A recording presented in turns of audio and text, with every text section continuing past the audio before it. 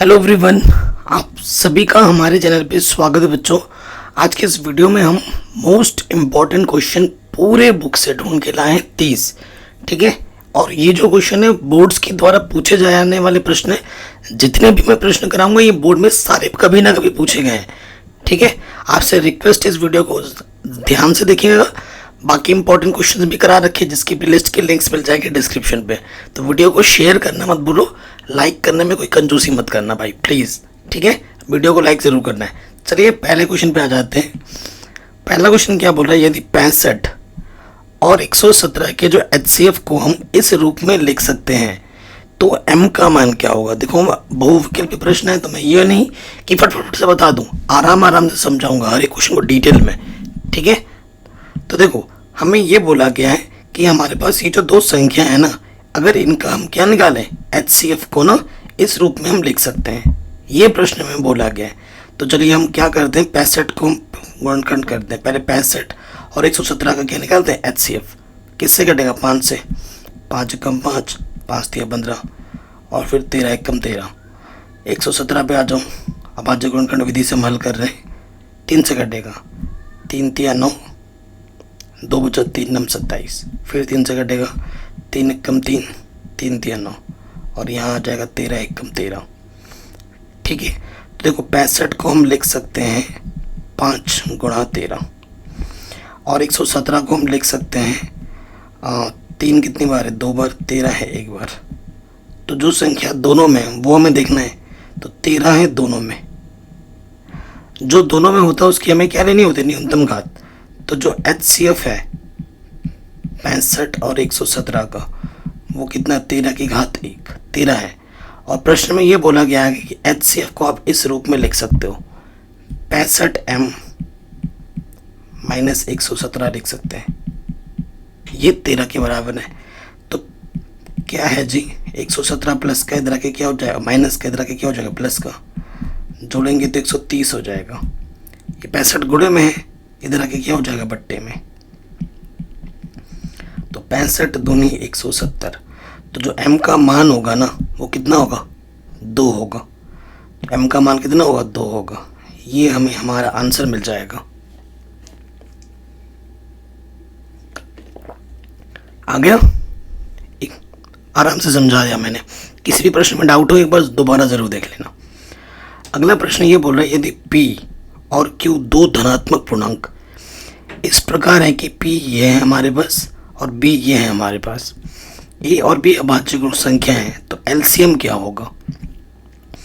देखो हमारे पास ना p है, p क्या है, AB²। ठीक है, और हमारे पास q क्या है, a की घात 3b, ये चीज़ है। सो देखो a भी दोनों में और b भी दोनों में, हमें क्या निकालना है, LCM। तो LCM में क्या होता है, जो चीज़ दोनों में है उसकी अधिकतम घात दी जाती है। अधिकतम घात कितनी है, a की 3 और b की अधिकतम घात कितनी है, 2। तो आंसर आ जाएगा, आंसर क्या आ जाएगा, a की घात 3 b की घात 2। ऑप्शन नंबर सी सही हो जाएगा। अगर आपसे पूछता कि भैया LCM बता कितना होगा, HCF बता कितना होगा, तो HCF कितना होता, सिंपल देखिए क्या होता है कि जो दोनों में है ना, HCF क्या होता है, जो चीज़ दोनों में, ए दोनों में उसकी न्यूनतम घात ए और बी की न्यूनतम घात क्या होती है, AB। तो अगर आपसे HCF पूछता, मौशा पूछता, तो वो कितना होता, AB होता। ठीक है, अगले प्रश्न में आ जाओ। कह रहे निम्नलिखित में से सअभाज्य संख्याओं का एक युग्म क्या है। सअभाज्य युग्म का मतलब जोड़ा। सअभाज्य कब होता है, यदि आपके पास आप HCF निकाला, आपके पास दो संख्या a और b है, उनका आपने HCF निकाला और 1 आया, तो क्या होगा, फिर ये जो जोड़ा होगा ना इसको हम क्या बोलेंगे, सअभाज्य। क्या बोलेंगे, सअभाज्य बोलेंगे। अगर उन दोनों संख्याओं का HCF कितना आ जाए, 1 आ जाए। ठीक है, सो देखिए भाई हमारे पास पहले में आ जाए, तो पहले में आ जाओ। देखो ये 7 से कट जाएगा, हल करने की जरूरत नहीं। 7 दूनी 14, 7 3 21, तो इसका HCF कितना आ गया, 7 है ना। तो 1 आना चाहिए, तो ये नहीं होगा, पहला ऑप्शन तो गलत हो गया। फिर इसमें जो 31 1 कम 31, 31 3 93, तो इसका कितना आ गया, 31। तो 1 आना चाहिए था ना। इधर देखो, ये 2 से कटा, 2 एक कम 2, 2 छंग 12, 2 3 6, 2 एक कम 2, तो इसका HCF कितना आ गया 2, हमें 1 चाहिए, ये भी नहीं होगा। तो आंसर तो पता लग गया, आंसर वैसे कितना होगा, ऑप्शन नंबर बी आपका सही हो जाएगा। एक तरीका क्या होता है, जब 4 ऑप्शन है, 3 आपने गलत पता कर लिए, तो जो चौथा बचेगा वो सही होगा। अब ये सही क्यों है वो मैं आपको करके दिखाता हूँ। देखो 18 को मैं लिख सकता हूँ 2 गुणा 3 गुणा 3, गुणनखंड कर दोगे ना, देखो कैसे लिख सकते हैं 18 को, 2 से काटोगे 2 नंबर 18, 3 3 9, 3 एक कम 3, तो 2 गुणा 3 गुणा 3, ठीक है। उसके बाद मैं लिख सकता हूँ किसको, दूसरा हमारे पास क्या है 25, तो 25 को हम लिख सकते हैं 5 5 25, 5 एक कम 5, तो 25 का हो जाएगा 5 गुणा 5। बताओ ऐसी संख्या ढूंढो जो दोनों में है, इसमें भी हो और इसमें भी हो, है कुछ है ऐसी संख्या जो दोनों में नहीं है। तो जब कुछ भी नहीं होता है ना, ठीक है, उस स्थिति में HCF पता है कितना होता है 1। जब 2 संख्या या 3 संख्या जितनी भी दी होंगी उसमें कुछ भी उभयनिष्ठ ना मिले कोई भी संख्या, तो उस स्थिति में HCF कितना होता है 1। तो आगे HCF 1 यानी कि क्या हो जाएगा, सभाज्य संख्या हो जाएगी।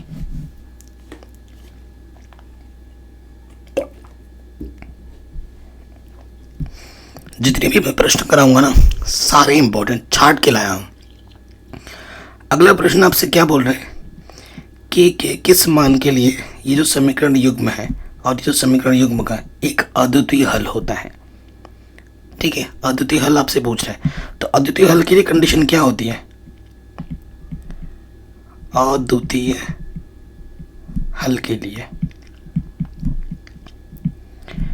इसकी जो कंडीशन होती है भाई वो होती है E1 बट्टा E2 बराबर नहीं होना चाहिए B1 बट्टा B2 के। ठीक, E1 क्या है, ये जो पहला समीकरण है E1 क्या है, x का गुणज, x का गुणज कुछ नहीं तो 1 होता है। B1 क्या है, y का गुणज -2, और C1 क्या है, और प्लस का 3 तरह के क्या हो जाएगा माइनस का 3। और ये हमारा दूसरा समीकरण है A2 क्या है, x का गुणज 3, B2 कितना है, y का गुणज k, एंड C2 कितना है, प्लस का 1 इधर के क्या हो जाएगा, कुछ भी बराबर के उस तरफ होगा उसको उठा के इधर ले आना है, माइनस का 1। ठीक है, मान रखो E1 का मान 1, A2 का मान कितना है 3, B1 का मान माइनस के 2, B2 का मान है k। तिरछे गुणा करेंगे हम, इसकी गुणा इसके साथ और इसकी गुणा इसके साथ, तो k 1 कम k 3 दूनी -6, तो उत्तर क्या होगा आपका, k का मान -6 नहीं होना चाहिए। ठीक है, k का मान -6 नहीं होना चाहिए। कहाँ दिख रहा है, ऑप्शन नंबर ए नहीं, ऑप्शन नंबर डी ये। ठीक है, ध्यानपूर्वक आप सही ऑप्शन पर चयन करना है। कभी कभी हम जल्दबाजी में गलत लगा देते हैं। ठीक है, ध्यानपूर्वक देखना है। एग्ज़ाम इसीलिए होता है आपके दिमाग आप कितने शांत मन से कर सकते हैं, आपका कैलकुलेशन कितना स्ट्रांग है, आप क्वेश्चन को कितना इजी वे में टैकल कर रहे हैं, कितनी घबराहट आपके अंदर है। एग्ज़ाम सिर्फ आपका एग्ज़ाम नहीं होता, आपको फ्यूचर के लिए प्रिपेयर करता है। फ्यूचर में बहुत सारी कठिनाई हमारे लिए भगवान ने टेस्ट कर लेने के लिए बना रखा है, तो उस टेस्ट में भी हमें पास होना है, उसकी तैयारी हम यहाँ से कर रहे हैं। ठीक है, सिर्फ टेस्ट हमें यही नहीं देना है, हमारे लाइफ में और भी बहुत सारे टेस्ट हमें देखने मिलेंगे, तो वहाँ पे भी हमें डट के रहना है, गिव अप नहीं करना है। भगवान ने बहुत सारे टेस्ट बना के रखे हैं, तो उन सभी टेस्ट में हमें फोड़ के आना है और भगवान को बोलना है कि भगवान हम स्ट्रांग हैं, हम आपकी ही दी हुई संतान है ना। अगले प्रश्न में आ जाते हैं। यदि ये समीकरण और ये समीकरण द्वारा दी जाने वाली रेखा परस्पर समांतर है तो k का मान क्या होगा। अब समांतर की कंडीशन क्या होती है, समांतर की कंडीशन क्या होती है, समांतर कंडीशन होती है A1 बट्टा A2 बराबर होता है B1 बट्टे B2 और बराबर नहीं होता है C1 बट्टे C2 के। तो जो दो बराबर है उन्हीं को ले लो। ठीक है, सो आप देखेंगे ये वाला हमारा A1 है, ये 2 के ये हमारा B1 है और ये C1 है। ठीक है, ये हमारा A2 है, ये हमारा B2 है और ये हमारा C2 है। ठीक है, ये C1 जो है वो माइनस का होगा क्योंकि प्लस का 2 तरह के क्या हो जाना है माइनस का, लेकिन उसकी भी ज़रूरत नहीं पड़ने वाली है। यहाँ पर A1 का मान रखेंगे 3 A2 का मान है 2, B1 का मान है 2 के, B2 का मान है 5। ठीक है, तो 6 गुना कर दोगे तो 5 3 15, और ये 2 है इधर आके बट्टे में, इधर आके गुणे में लग जाएगा। ठीक है, तो K का मान आ जाएगा 15/4। ठीक है, K का मान कितना आ जाएगा 15/4। ऑप्शन नंबर हमारा जो तीसरा वाला है वो बिल्कुल सही हो जाएगा। ठीक है, चैप्टर वाइज भी मैंने MCQ करा रखे हैं, उसकी लिंक्स में मिल जाएगी आपको डिस्क्रिप्शन में। नए NCERT पे पूरी करा रखी है, पुरानी NCERT भी पूरी करा रखी है, इंपॉर्टेंट क्वेश्चन पहले से करा रखे हैं, सब आप देख सकते हैं प्लेलिस्ट के डिस्क्रिप्शन पे। अगला प्रश्न में ये बोल रहा है यदि द्विघात समीकरण के मूल समान है तो K का मान क्या होगा। देखो, मूल समान होने पे क्या होता है, क्या बोला है, मूल समान है। मूल समान होने पे क्या होता है, विविक्तिकर का मान 0 होता है। किसका मान, विविक्तिकर का मान 0 होता है। विविक्तिकर का सूत्र क्या होता है, b² - 4ac 0 के बराबर होता है।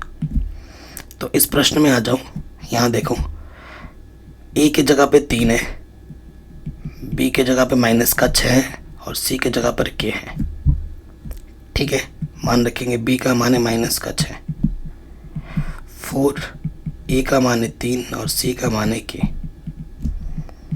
तो माइनस का वर्ग प्लस हो जाता है, 36 4 3 12 के, उधर है 0, माइनस के 12 उस तरफ जाके क्या हो जाएगा भाई साहब, प्लस के 12, इधर 12 गुणे में आ जाए, इधर आके बट्टे में आ जाएगा, 12 3 36। तो के का मान कितना आ गया, 3। ठीक है, हर साल आने वाला प्रश्न है। कभी कभी विविक्तिकर निकालने के लिए आ जाता है, विविक्तिकर निकालने के लिए बस इस सूत्र में मान रख दो, आपको आपका आंसर मिल जाएगा। b² - 4ac को हम विविक्तिकर कहते हैं। ठीक है, डी b² - 4ac। तो ऑप्शन नंबर पहला हमारा सही हो जाएगा, 3।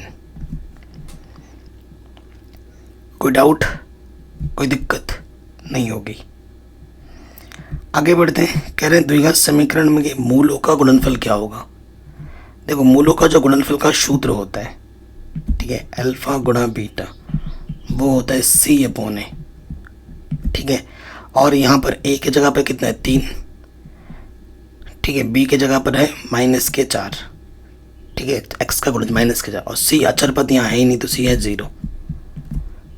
मान रखेंगे c का मान 0 और a की जगह पर 3, 0 के बट्टे कुछ भी हो 0, तो मूलों का जो गुणनफल हो जाएगा वो हो जाएगा 0। वो कितना हो जाएगा, 0, पहला ऑप्शन। अगर आपसे ये बोलता कि भाई मूलों का योगफल निकालो अल्फा बीटा, तो उसका सूत्र होता है -b/a। उस स्थिति में आंसर क्या होता, b का मान हमारे पास कितना है प्रश्न में, -4 और a का मान है 3, तो उस स्थिति में आंसर होता 4/3। अगर हमसे बोलता मूलों का योगफल बताओ कितना होगा। ठीक है, तो ये क्वेश्चन भी बन सकता था। अगला जो प्रश्न है, हमसे ये बोला है कि त्रिभुज ABC और त्रिभुज AEF समरूप है। ये जो त्रिभुज और ये जो त्रिभुज है वो आपस में समरूप है, ये चित्र में भी आपको देखने को मिल रहा है। ठीक है, सबसे मेन बात होती है नोटेशन। ठीक है, ये ABC AEF के समरूप है, इसका मतलब है कि A जो कोण है वो A के बराबर है, ये वाला A इस वाले A के बराबर है। ये जो B है, कहाँ है B, ये जो B कोण है यहाँ E कोण के बराबर है, तो ऑटोमेटिकली ये जो F कोण है वो किसके बराबर हो जाएगा, C कोण के। तो हमसे बोल रहे हैं AEF। ठीक है, AEF ये वाला जो कोण है किसके बराबर होगा, तो देखो यहाँ E बीच में है, यहाँ B बीच में है, तो B के बराबर होगा, किसके बराबर होगा, ABC लिख सकते हो या फिर CBA लिख सकते हो। ठीक है, ABC लिख सकते हैं या फिर CBA लिख सकते हैं। देखो यहाँ पे आ जाओ, CBA ऑप्शन नंबर यहाँ पे देखो, या फिर ABC, वो यहाँ से जो कोण होता है वो बीच में आता है, तो ऑप्शन नंबर जो हमारा सेकंड है वो सही हो जाएगा। ठीक है, जब दो त्रिभुज आपस में समरूप होते हैं तो उनके संगत कोण बराबर होते हैं और संगत भुजाओं का अनुपात भी बराबर होता है। ठीक है, ये आपने पढ़ लिया होगा, पढ़ा रखा है ये सब मैंने। अगले प्रश्न पे आ जाऊं, हर साल आता है, कह रहे हैं अगर डी ई बी सी के समांतर है, ये जो डी ई रेखा है इस बी सी रेखा के समानांतर है। डी ई 4 दे रखा है और ये वाला 6 दे रखा है, और ये x है और ये 3 है। तो ए ई की माप क्या होगी? ये जो ए ई है इसकी माप क्या होगी? सो देखो, ये जो त्रिभुज है छोटा वाला, इस त्रिभुज के समरूप होगा। क्यों? क्योंकि ये भुजा इसके समानांतर है, प्रश्न में दे रखा है। तो मैं डिटेल में करवाता हूँ, टेंशन मत लो। चूंकि जो डी ई है भाई वो समानांतर है बी सी के, इसलिए ये छोटा वाला त्रिभुज ए ए डी समरूप हो जाएगा त्रिभुज ए सी बी के। जब दो त्रिभुज आपस में समरूप होते हैं तो उनके संगत भुजा का अनुपात मैं डिटेल में करा रहा हूँ। इस ए ई और इसके बट्टे में क्या आ जाएगा, ए सी बराबर होगा इसका डी ई और इसका क्या आ जाएगा बड़े वाले का बी सी। ठीक है, मान रखते ए ई का मान है x और इसी का मान क्या होगा, x प्लस इतना, x प्लस 3। ठीक है ना, ए सी का मान कितना होगा, इतने में इतना जोड़ना होगा, x में 3 जोड़ना होगा। डी ई का मान 4 है और बी सी का मान 6 है। 2 3 6, 2 3 4, तिरछे गुणा कर दो, यहाँ से आ जाएगा 3x और इधर आ जाएगा 2x और 2 3 6। x को एक तरफ लाओ, प्लस का 2x इधर आ गया माइनस का, तो x का मान कितना आ गया, 6। x का मान कितना आ गया, 6 सेंटीमीटर। 6 सेंटीमीटर हमारा ऑप्शन नंबर तीसरा बिल्कुल सही हो जाएगा। ये सभी प्रश्न बोर्ड एग्जाम में पूछे गए हैं। ठीक है, आगे बढ़ते हैं। कहते हैं यदि 2 cos थीटा का मान 1 हो तो थीटा का मान कितना होगा? देखिए कैसे करना है। 2 cos 3 थीटा 1 है तो 2 इधर गुणे में है, उधर जाके क्या हो जाएगा, बट्टे में, 1/2। इधर cos है, अच्छा 2 को तो हम उधर ले चुके हैं ना, तो यहाँ पर सिर्फ cos थीटा है। अब आप देखोगे इधर cos है, इसको भी cos के तरह मान में सोचो। cos 60 का मान होता है 1/2, तो यहाँ लिख देंगे cos 60। cos से cos हट जाएगा तो यहाँ 3 थीटा बराबर 60। 3 इधर गुणे में इधर के क्या हो जाएगा, बट्टे में, 2 3 6 0। तो थीटा का मान कितना आ गया, 30 डिग्री। ठीक है, थीटा का मान कितना आ गया, 30 डिग्री। तो ऑप्शन नंबर जो डी है वो बिल्कुल सही हो जाएगा।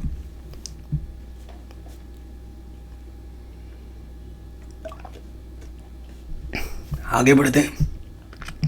हमसे ये बोला है cosec square theta minus cot square theta, और ये चीज़ है, ये किसके समतुल्य है? तो देखो सारा सब सर्वसम का आपको पता होगा, 1 प्लस कॉट स्क्वायर थीटा क्या होता है, cosec स्क्वायर थीटा। ठीक है, और 1 माइनस cos स्क्वायर थीटा किसके बराबर होता है, साइन स्क्वायर थीटा के।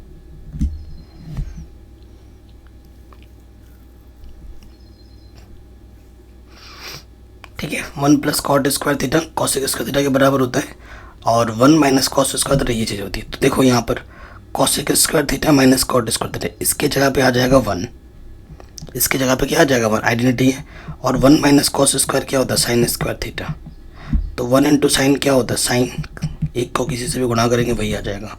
तो ऑप्शन नंबर आपका जो चौथा वाला है डी, साइन स्क्वायर थीटा, ये हमारा सही हो जाएगा। इतना आसान है। एमसीक्यू में आसान प्रश्न ही आते हैं, टफ क्वेश्चन तो एक भी नहीं आएगा। ठीक है, अगले प्रश्न में आ जाते हैं। जब एक बिंदु दृष्टि रेखा और क्षैतिज रेखा से बने कोण को प्रेषित करता है, जबकि प्रेषित बिंदु क्षैतिज स्तर से ऊपर होता है, ठीक है, तो वो उस कोण को हम क्या कहते हैं? मतलब समझिए, देखो यहाँ पर ऊपर की ओर होता है, ठीक है, प्रेषित बिंदु ये बोला है, ये हमारा क्षैतिज रेखा है, ठीक है, और ये हमारी लंबी, अरे यार, ठीक है, यहाँ पर है। अब आप देखो भाई, यहाँ पर एक बिंदु है और ये जो रेखा है, ठीक है, ये दृष्टि रेखा है जो कि ऊपर की ओर जा रही है, और ये दृष्टि रेखा ये हुई, ठीक है, ये वाली रेखा क्या हुई, दृष्टि रेखा, और ये वाली रेखा क्या हुई, क्षैतिज रेखा। तो इसके बीच में जो कोण बनता है नीचे से ऊपर को, उसको हम क्या कहते हैं, उन्नयन कोण कहते हैं। उसको हम क्या कहते हैं, उन्नयन कोण। तो ऑप्शन नंबर पहला सही हो जाएगा। ऊपर से अगर नीचे देता तो नीचे के लिए बोलता तो अवनमन होता।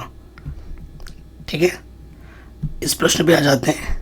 कह रहे हैं किसी पेड़ की छाया उसकी ऊंचाई से √3 गुनी है, सूर्य के उन्नयन कोण का मान क्या होगा। ठीक है, यहाँ पर मैंने ऑप्शन नहीं रखे हैं 4। तो देखो इसको कैसे करना है।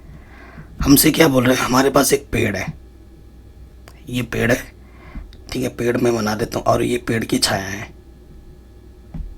ठीक है, पहले देखो हमसे बोला कि पेड़ की छाया उसकी ऊंचाई से √3 गुनी है। मान लेते पेड़ की छाया, पेड़ की जो ऊंचाई है वो h है, और उसकी जो छाया है ना उसकी √3 गुनी है। ये प्रश्न में बोल रखा है, उसका √3 गुनी है। तो हमसे बोला गया है तो उन्नयन कोण कितना, उन्नयन कोण क्या होता है, नीचे से ऊपर देखने पर मान लेते हैं उन्नयन कोण थीटा होगा। ठीक है, उन्नयन कोण थीटा होगा। इस बिंदु का नाम ए, इस बिंदु का नाम बी, इस बिंदु का नाम सी। यहाँ 90 अंश का कोण है। ठीक है, तो उन्नयन कोण का मान कितना होगा ये हमसे पूछा है। सो आपको पता है जो दो मान हमें पता है उनका अनुपात हमें निकालना है। ठीक है ना। सो देखो कोण के सामने वाली भुजा क्या होती है, हमेशा लंब, और 90 अंश के सामने वाली भुजा हमेशा क्या होती है, कर्ण। ये लंब है, ये कर्ण है, तो ऑटोमेटिकली ये वाला क्या हो जाएगा, आधार। ठीक है, जो पता है त्रिभुज ABC में जो दो भुजा का मान पता है उनका अनुपात निकालेंगे, BC बट्टे में AB। आपको ये पता ही होगा, लाला आम लाया, कच्चा कच्चा आम। ठीक है, यहाँ पे साइन, यहाँ से कॉस, यहाँ से टेन, नीचे से कॉसेक, सेक, फिर कॉट होता है। तो लंब बट्टे आधार, पहले ये लंब हुआ, BC हमारा लंब हुआ, और ये लंब बट्टे आधार, लंब बट्टे आधार क्या होता है, tan थीटा। तो यहाँ आ जाएगा tan थीटा। BC का मान क्या है भाई साहब, h, और ये है √3h। h एकम h कटम, यहाँ आ गया 1/√3। ठीक है, इसका मान भी 10 में सोचना पड़ेगा क्योंकि इधर 10 है, बराबर होने पे दोनों सेम करने होते हैं। तो 30 का मान होता है 1/√3। 10 से 10 हटेगा तो थीटा का मान हो जाएगा 30 डिग्री। यानी कि जो उन्नयन कोण होगा हमारा वो कितना होगा भाई, वो होगा हमारा 30 डिग्री। कोई डाउट, कोई भी दिक्कत नहीं होनी चाहिए। अगले प्रश्न में आ जाओ। कह रहे हैं दो वृत्तों की परिधियों में 2:3 का अनुपात है, उनके क्षेत्रफल का अनुपात क्या होगा। हमारे पास ना दो वृत्त हैं। ठीक है, मैं दो वृत्त बनाता हूँ, ये पहला है और ये दूसरा है। ठीक है, ये चीज़ है। इसका जो त्रिज्या है हम छोटा आर मानते हैं और इसकी जो त्रिज्या को हम बड़ा आर मानते हैं। तो हमें दिया क्या है, इनका जो अनुपात है, मैं डिटेल में करा रहा हूँ। अनुपात का मतलब बट्टा होता है। 2:3 दे रखा है, 2/3 दे रखा है। इनके क्षेत्रफल का अनुपात, अगर इसका क्षेत्रफल A1 है और इसका क्षेत्रफल A2 है, अनुपात A1/A2। वृत्त का क्षेत्रफल πr², इसका πr², पाई से पाई कटा, r/r, दोनों का स्क्वायर, टोटल का स्क्वायर लग गया। r/r का मान क्या है, 2/3, r/r का मान रख दिया स्क्वायर, 2 का वर्ग 4, 3 का वर्ग 9। तो बट्टे का मतलब होता है अनुपात। आंसर आ जाएगा 4:9। कितना आ जाएगा, 4:9। दिख रहा है कहीं पे क्या, पहला वाला ऑप्शन 4:9 बिल्कुल सही हो जाएगा। कोई भी डाउट नहीं होगी, है ना। आराम से बन गया दोस्त। आगे बढ़ते हैं। ये प्रश्न हर साल आ जाता है एग्जाम में। कह रहे हैं यदि एक वृत्त का परिमाप और क्षेत्रफल संख्यात्मक रूप से बराबर है तो उस वृत्त की त्रिज्या क्या होगी। ठीक है, हमारे पास ना एक वृत्त है, ये वृत्त है। ठीक है, हमारे पास मान लेते हैं कि जो वृत्त की त्रिज्या है, ये वृत्त की त्रिज्या क्या है, r है। तो प्रश्न में ये दे रखा है ना, प्रश्न में क्या दे रखा है कि उसका जो क्षेत्रफल है और उसका जो परिमाप है वो आपस में बराबर है। क्षेत्रफल का मतलब पाई आर स्क्वायर और परिधि का क्या होता है वृत्त का 2 पाई आर। तो इधर पाई है, इधर से पाई कटा। आर स्क्वायर का मतलब आर 2 बार गुणे में है, तो एक आर से एक आर भी कटा, तो आर का मान क्या आ जाएगा 2 मात्रक। क्या जाएगा 2 मात्रक, यानी कि ऑप्शन नंबर जो हमारा पहला वाला है वो बिल्कुल सही हो जाएगा।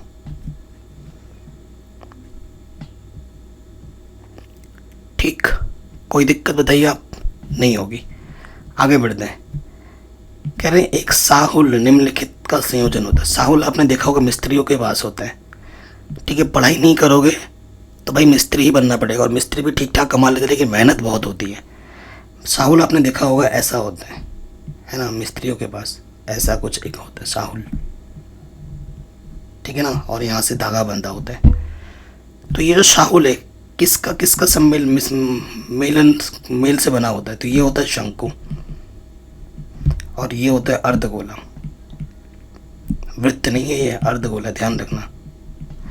तो एक शंकु और एक अर्धगोले का बना होता है, यानी कि जो हमारा ऑप्शन नंबर दूसरा है, एक अर्धगोला और एक शंकु, ये बिल्कुल सही हो जाएगा। ठीक है, ऐसे प्रश्न भी आते हैं। अगला जो प्रश्न है वो हमसे क्या बोल रहे हैं, एक ठोस को एक आकृति से दूसरी आकृति में रूपांतरित करने पर नई आकृति का आयतन कैसा होता है? देखो हमारे पास ना इतनी सी मिट्टी है, आपने मिट्टी का खेल जरूर खेला। पहले मेरे पास इतनी मिट्टी थी, उस मिट्टी से मैंने क्या किया, देखो मैंने उस मिट्टी से क्या किया, पहले गोला बनाया, ठीक है, गोला बनाया, और फिर मैंने बाद में उसी मिट्टी से एक बेलन बना दिया, उसी मिट्टी से।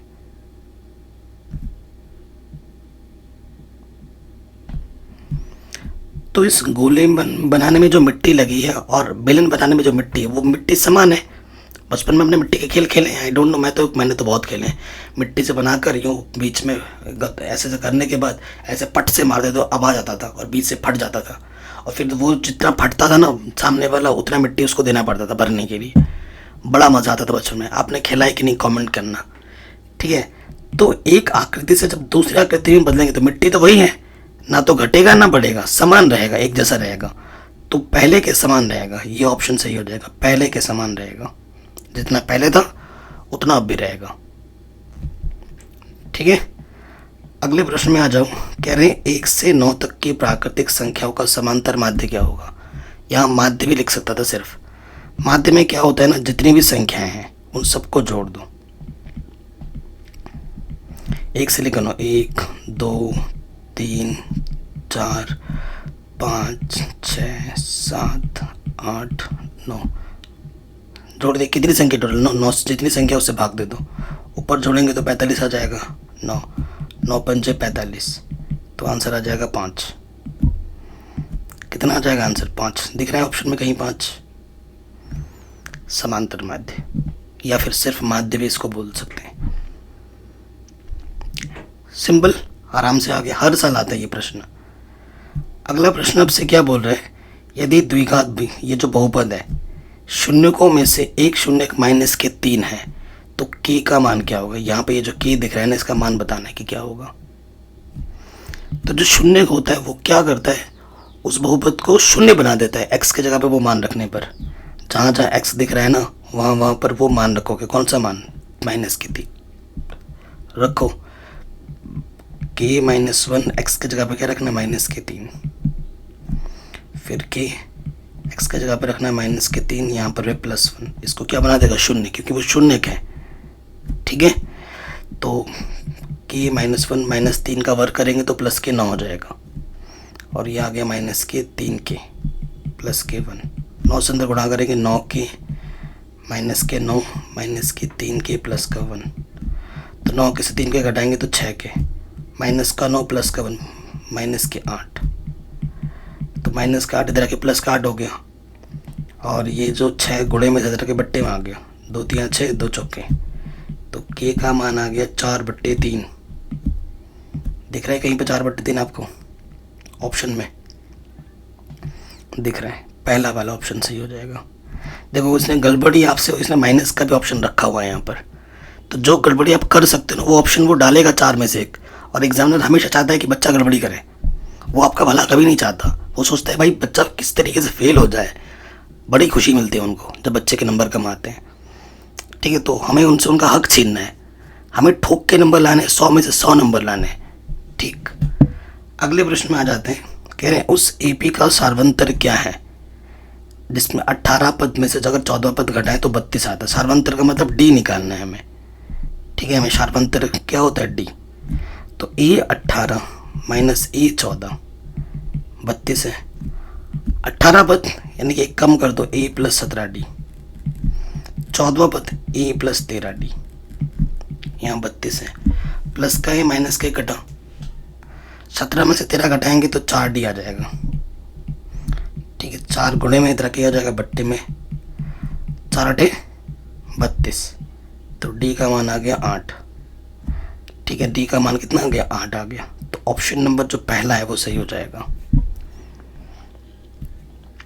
तो हमारा सार्वंत्र कितना होगा 8 होगा। ठीक है, कोई दिक्कत कोई परेशानी तो नहीं है। आगे बढ़ते हैं। कह रहे हैं ये जो एपी है अंत से 11वां पद निकालना, अंत से आखिर से।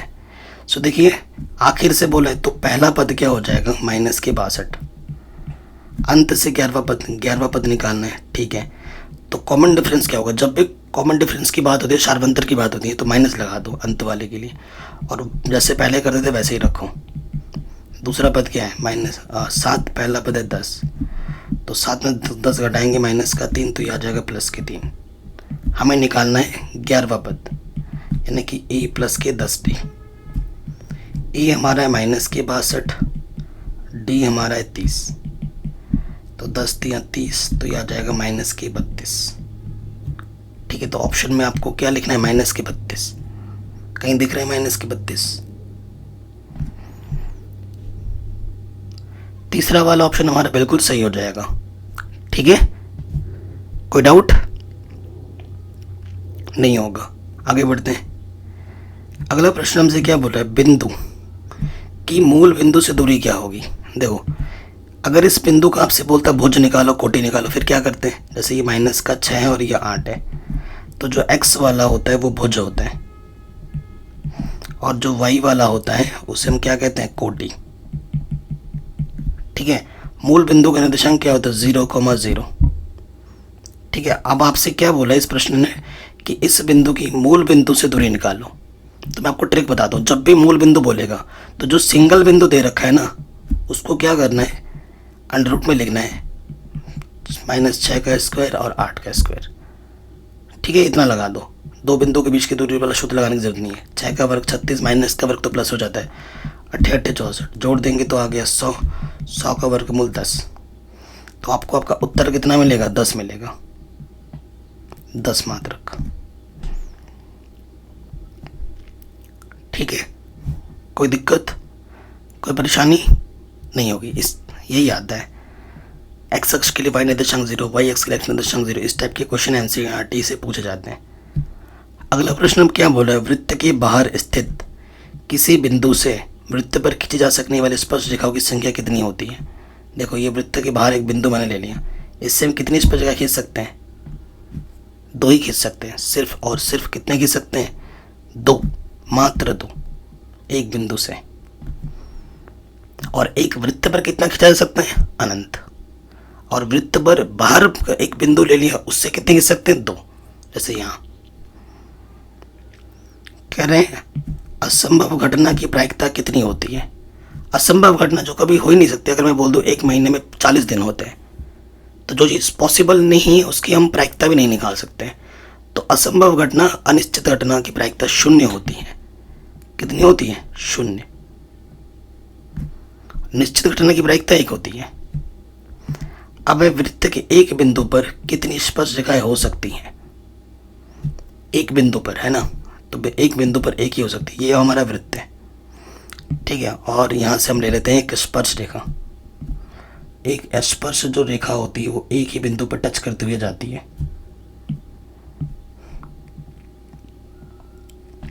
ठीक है, ये एक ही बिंदु पर टच करती है, तो आंसर क्या आ जाएगा, 1।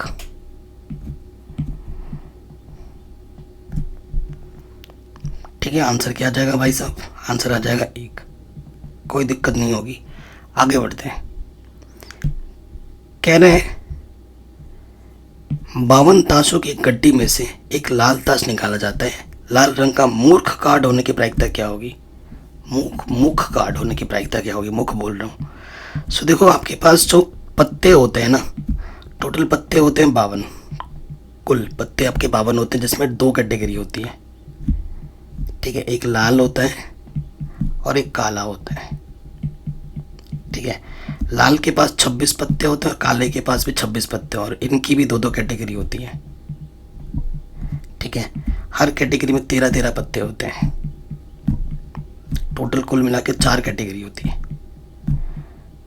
ठीक है, मुख कार्ड बोला है तो मुख कार्ड हर एक कैटेगरी में 3-3 होता है। कितने मुख कार्ड होते हैं? 3-3। तो हमसे लाल मुख कार्ड की बात कर रहा है। लाल मुख कार्ड अंग्रेजी में बोलते हैं फेस कार्ड। तो वो कितने हो जाएंगे? 1, 2। लाल मुख कार्ड हो जाएगा 3 दूनी 6। ठीक है, आपको क्या निकालना है? प्रायिकता निकालनी है। प्रायिकता का सूत्र क्या होता है? संभव परिणाम बट्टे में कुल परिणाम। ठीक है, लाल रंग के लिए पूछ रहे हैं आपसे, तो संभव परिणाम कितना है? 6, और कुल परिणाम कितने हैं? 52। तो काटो इसको, कटेगा क्या? 2 से। 2 3 6 और 2 दूनी 4। ठीक है, 2 छंग 12, 3/26। तो आपका सही उत्तर आ जाएगा 3/26, ऑप्शन नंबर पहला।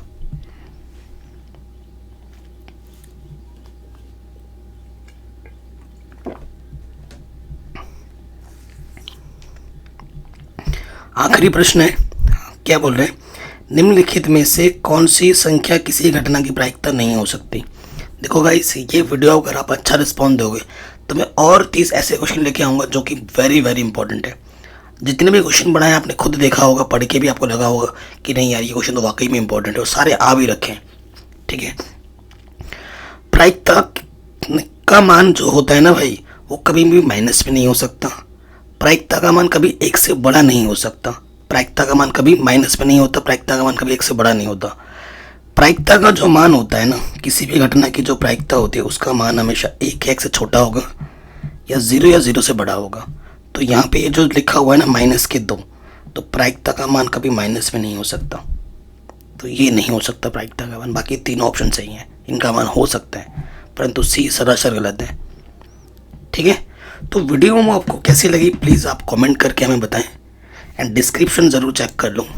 ऑब्जेक्टिव क्वेश्चन चैप्टर वाइज करा रखा है, पुरानी एनसीईआरटी करा रखी है, नई एनसीईआरटी करा रखी है, मॉडल पेपर करा रखा है, विगत वर्षों के प्रश्न पत्र करा रखे हैं, सब कुछ करा रखा है। लिंक्स मिलेंगे डिस्क्रिप्शन पे। ठीक है, उनको ज़रूर देखो, और चैनल पे अगर आप नए हो तो प्लीज़ सब्सक्राइब करके अपना प्यार और सपोर्ट ज़रूर दो।